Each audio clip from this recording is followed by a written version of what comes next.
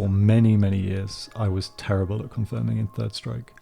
I thought that players who were great at reacting to buttons and situations had naturally better reactions than me, and there was nothing I could do to improve. The reality is, I was approaching it in the wrong way. Reacting and confirming can be trained just like everything else. Especially with the rollback netcode which Fightcade now has, having consistent confirms is very achievable for pretty much anyone with just a few hours practice, regardless of whether they're experienced or not. It is different from learning combos, however, because you're training a reaction to a stimulus, instead of trying to remember a sequence of buttons and moves and put them together. In this way, long training sessions don't pay off. There's nothing to remember here. It's more of a long-term process of training your muscle memory and your responses to stimulus. Instead, I'd recommend anywhere from 5 to 15 minutes a day, a couple of times a week. The objective is to keep things simple, easy to practice, and to get into your memory, rather than trying to endlessly draw things. There are broadly two types of confirms in my mind. There's slow confirms, so this is stuff like Ken's crouching light into super, or his target combo into super, the twins target combo, anything where it's got a couple of hits that lead up to the confirm or give you plenty of time to see what's coming. I think in these cases generally you can kind of just wait to the last button press, do the super in its entirety, and that's going to work most of the time. If you're failing that, generally it's just a case of practicing the movements regularly enough until you get them. The reactions aren't that important because the window's so big, it doesn't really factor in. What we're really talking about in this video are faster confirmations, where the time is much less, both in terms of your inputs and your reactions. In these cases, usually you need to buffer movements and buffer buttons to make it work. For directional buffering, there are two approaches that are very, very similar. In general, most players will do a hado motion buffered into the button, and then if it confirms successfully, they'll go down to down forward and press the button. This means that once you see what's happening, it's a very, very small action to confirm the super. Conversely, some people will go down to down forward and then react and do a full hado motion. The downside here is you need a bit more time, slightly more time to get it out, but your initial commitment is much less. So if you don't have a lot of confidence that what you're doing is going to hit, you can sort of return to neutral, return to holding down back much more easily. Next, I think it's really important to identify a reaction trigger. Probably the most commonly used are the hit sparks that appear on screen when you successfully land a hit, that's sort of a yellowy white color. Most players use this as a confirmation. I do myself, and I find it very, very easy to react to. Some players might struggle with this or find that the hit sparks come on screen a little bit slowly, so instead they will react to the health bar changing. This is very, very immediate, but it's somewhat more abstract, and you're moving your gaze up to the top of the screen, which isn't going to be optimal. It might break your flow state if you're not used to it. And then finally, some people will react by seeing what the character sprites do, which is fine, you know, it's definitely something you can train.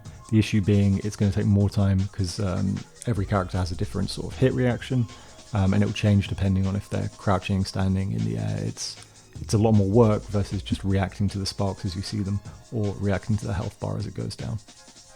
And I think the final big consideration before you start training confirms is pianoing the buttons. So if you have quite a small window, or you're unsure of where the window is to get your super on screen, you can piano the buttons down heavy, medium, light to get multiple inputs for the same button type. So in this sense, you're getting negative edge when you take your fingers off the button. You can, if you do it properly, you can get 5 to 6 inputs for a super versus just the 1 or 2 if you're tapping a button. So I would highly recommend just practicing pianoing heavy, medium, light, whether on kicks or punches, and see how that gives you a bigger window to get super on screen. Start off by going into training mode and setting block to random. Necro's a really good choice to start off with because his back HK is incredibly plus, incredibly slow, and his super 1 starts up very quickly, so you've got a really nice big window to react to, and it's very, very easy just to get started with the initial stimulus. So take your time, there's no rush here. Even if you get nothing on day 1 and you can't do it, that's fine, just put the game down, come back tomorrow and do 5 minutes tomorrow. The point here isn't to get everything on day 1.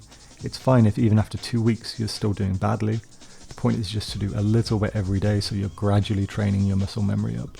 There's absolutely no rush. Even if you do this perfectly, it'll probably take 2 to 3 weeks until you're really, really happy with it. Characters do take more hits done when they're crouching, so if you're even struggling with this, put the dummy into a crouch state and it should make things slightly easier.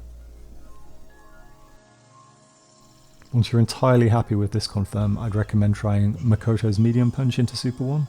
So this is a slightly tighter window, but it's still very generous. This move can be cancelled, but what I'd recommend going for here is the link. So you're waiting until the move's fully ended, then you're pianoing the punch buttons to get Super 1, and reacting whether they are blocking or the move hits. Slightly more difficult than Necro, but again, if you're struggling, put the game down, come back tomorrow and do 5 minutes tomorrow. The point is to do tiny little training sessions very often, as opposed to big long hour-long slogs. That's not what we're going for here, it's not useful. Once you're happy with that, move on to Ken and try his crouching medium punch into Super 3. This might be slightly easier because you're starting in crouching, so the hado and initial motions are a little bit quicker, but the inputs are slightly tighter than Makoto's standing medium punch.